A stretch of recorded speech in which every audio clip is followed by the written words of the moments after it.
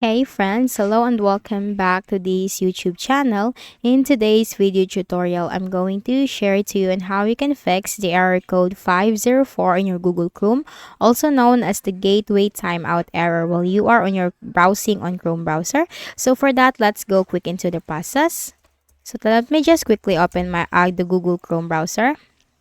Now, in your case, while you are on that website and you encounter the 504 error code, just try to reload the page by clicking on this reload button.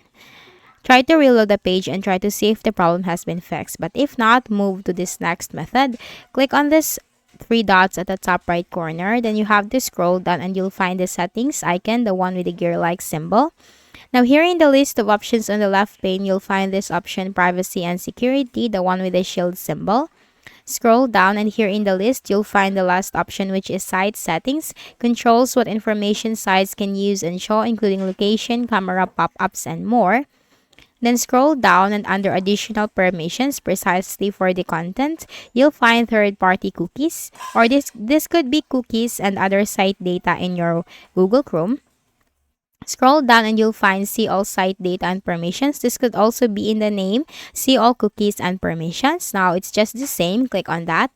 Just simply search for the website where you encountered the 504 error and then simply click on this delete icon, or you can directly click on this delete all data, or it could be the option remove all. It's just the same. Click on that and you will be asked delete all data. Then you have to click on this delete option. Once done, close your Google Chrome and then open it again, and then this time that 504 error will be fixed. So that's it.